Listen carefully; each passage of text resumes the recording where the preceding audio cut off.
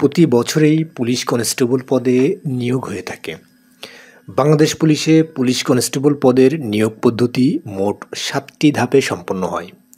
প্রতিটি ধাপে কিভাবে নিজেকে যোগ্য হিসেবে গড়ে তুলবেন, কিভাবে পরীক্ষার প্রস্তুতি নেবেন, মাঠ পরীক্ষায় কী করা হয়, লিখিত বা মৌখিক পরীক্ষায় কিভাবে উত্তীর্ণ হবেন তার বিস্তারিত নিয়ে আজকের ভিডিওতে আলোচনা করব। যারা পুলিশ কনস্টেবল পদে নিয়োগ পেতে আগ্রহী তারা ভিডিওটি স্কিপ না করে শেষ পর্যন্ত দেখুন। সাধারণত পুলিশ কনস্টেবল পদে নিয়োগের জন্য 7টি ধাপ অনুসরণ করা হয়। তো ধাপগুলো হচ্ছে 1 নম্বর হচ্ছে প্রিলিমিনারি স্ক্রিনিং টেস্ট, 2 নম্বর হচ্ছে শারীরিক মাপ ও ফিজিক্যাল এন্ডুরেন্স টেস্ট, 3 নম্বর হচ্ছে লিখিত পরীক্ষা, 4 নম্বর হচ্ছে মনস্তাত্ত্বিক ও মৌখিক পরীক্ষা, 5 নম্বর হচ্ছে প্রাথমিক নির্বাচন, 6 নম্বর হচ্ছে পুলিশ ভেরিফিকেশন ও স্বাস্থ্য পরীক্ষা এবং 7 নম্বর হচ্ছে চূড়ান্তভাবে প্রশিক্ষণে অন্তর্ভুক্তকরণ ও অংশগ্রহণ। তো চলুন এর বিস্তারিত জেনে নেই। প্রথমে আবেদন ফর্ম পূরণ সাপেক্ষে যারা যোগ্য হিসেবে বিবেচিত হবেন তাদেরকে পরীক্ষার তারিখ ও সময় মোবাইলে SMS-এর মাধ্যমে জানিয়ে দেওয়া হবে। উল্লিখিত তারিখ ও সময়ে ইউজার আইডি ও পাসওয়ার্ড ব্যবহার করে অ্যাডমিট কার্ড বা প্রবেশপত্র A4 সাইজের পেজে 2 কপি করে নিয়ে যেতে হবে। প্রবেশপত্র 2 কপি ছাড়া গেটের ভিতরে প্রবেশ করতে দেয়া হবে না এবং শারীরিক মাপ, ফিজিক্যাল এন্ট্রান্স টেস্ট বা কাগজপত্র যাচাইকরণে অংশগ্রহণ করতে দেয়া হবে না। তাই প্রত্যেক প্রার্থীকে অবশ্যই প্রবেশপত্রের 2 কপি সাথে নিয়ে যেতে হবে। সম্পূর্ণ পরীক্ষা পদ্ধতি বা ইভেন্টকে মোট 3টি ভাগে ভাগ করা হয়, অর্থাৎ 3 দিনে এই ইভেন্টগুলো সম্পন্ন হবে। তো প্রথম দিনে কি হবে? প্রথম দিনে হবে শারীরিক মাপ। শারীরিক মাপ ও কাগজপত্র যাচাইকরণ। এই দিন প্রবেশপত্রের 2 কপি, শিক্ষাগত যোগ্যতার কাগজপত্রের মূল কপি, চারিত্রিক সনদপত্র, নাগরিকত্ব সনদপত্রের মূল কপি, অভিভাবকের সম্মতিপত্রের মূল কপি, NID কার্ডের মূল কপি, 3 কপি পাসপোর্ট সাইজের ছবি এবং চাকরিজীবী প্রার্থীদের ক্ষেত্রে যথাযথ কর্তৃপক্ষের অনুমতিপত্র, যারা কোটায় আবেদন করেছেন কোটায় আবেদনকৃত প্রার্থীদের কোটার পক্ষে প্রমাণপত্রের মূল কপি ও 1 সেট ফটোকপি সহ উপযুক্ত ড্রেস কোড মেনটেন করে নির্ধারিত সময়ে মাঠে উপস্থিত হতে হবে। মাঠে প্রবেশের পরেই একটি নির্ধারিত স্কেল দিয়ে নির্ধারিত যোগ্যতা বা উচ্চতা মাপা হবে। এক্ষেত্রে নির্ধারিত যোগ্যতা সম্পন্ন প্রার্থীদের আলাদা লাইন করে দাঁড় করানো হবে এবং পরবর্তীতে মূল ভেন্যুতে নিয়ে যাওয়া হবে।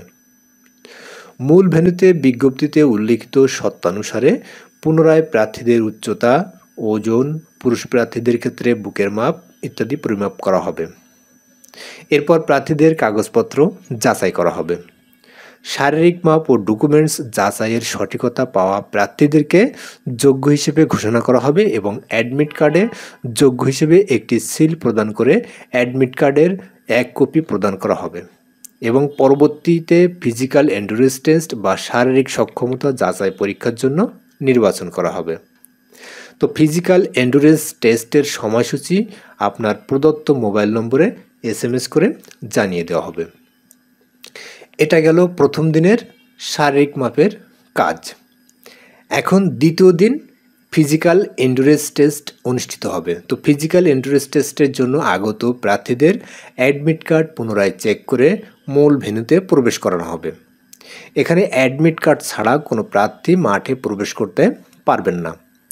প্রথমে শারীরিক পরীক্ষা সংক্রান্ত মাঠের যাবতীয় কার্যক্রমের একটি ব্রিফিং অনুষ্ঠিত হবে। এই ইভেন্টটি শুরুর পূর্বে প্রার্থী শারীরিক ও মানসিকভাবে সুস্থ আছেন কিনা এই মর্মে একটি অঙ্গীকারনামা বা ইন্ডেমনিটির ঘোষণাপত্র নিয়োগ কমিটির নিকট জমা প্রদান করতে হবে। এটি সকলের জন্য বাধ্যতামূলক। শারীরিক সক্ষমতা যাচাই পরীক্ষা মোট 7টি ইভেন্টে অনুষ্ঠিত হবে। তো 1 নম্বর হচ্ছে দৌড়, 2 নম্বর হচ্ছে পুশ আপ, 3 নম্বরে লং জাম্প, 4র্থ হাই জাম্প, 5মে দৌড়, ষষ্ঠ ড্রাগিং এবং 7ম ধাপে রোপ ক্লাইম্বিং। এই 7টি ইভেন্টের কোনো একটি ইভেন্টে অকৃতকার্য হলে তাকে আর পরবর্তী ইভেন্টে অংশগ্রহণ করতে দেয়া হবে না এবং তার প্রার্থিতা বাতিল হবে। তাই এই 7টি ইভেন্টের প্রত্যেকটি ইভেন্টে অত্যন্ত মনোযোগ সহকারে আপনাকে অংশগ্রহণ করতে হবে। তো প্রথমে আসি দৌড়। এক্ষেত্রে পুরুষ প্রার্থীদের 200 মিটার দৌড় 28 সেকেন্ডে এবং মহিলা প্রার্থীদের ক্ষেত্রে 200 মিটার দৌড় 34 সেকেন্ডে অতিক্রম করতে হবে। দৌড় শুরুর পূর্বে দৌড়ের নিয়মকানুনের বিষয়ে একটি ব্রিফিং করা হবে। এখানে যারা কৃতকার্য হবেন তাদেরকে পরবর্তী ইভেন্টে অংশগ্রহণ করতে হবে।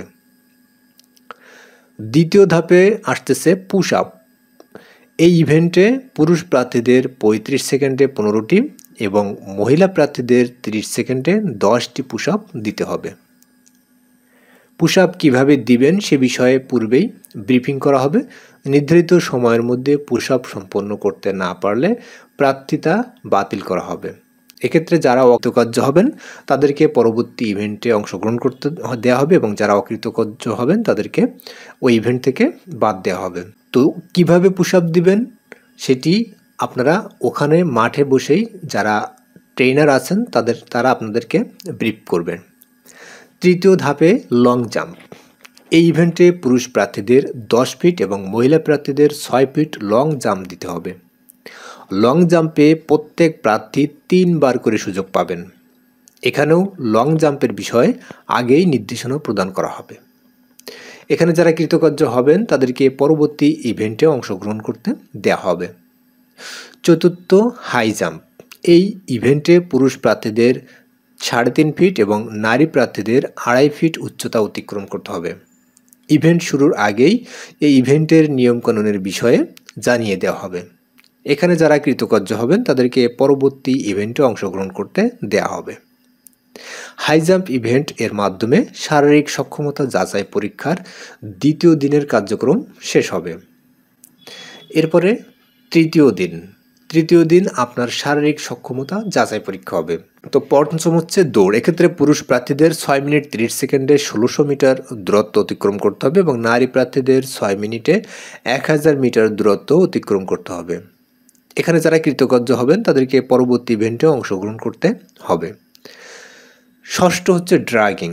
এই ইভেন্টটি পুরুষ প্রার্থীদের 150 পাউন্ড ওজনের টায়ারকে টেনে 30 ফিট দূরত্ব এবং নারী প্রার্থীদের 110 পাউন্ড টায়ার টেনে 20 ফুট দূরত্বে কোমরের মাধ্যমে অর্থাৎ কোমরে বেঁধে নিয়ে যেতে হবে।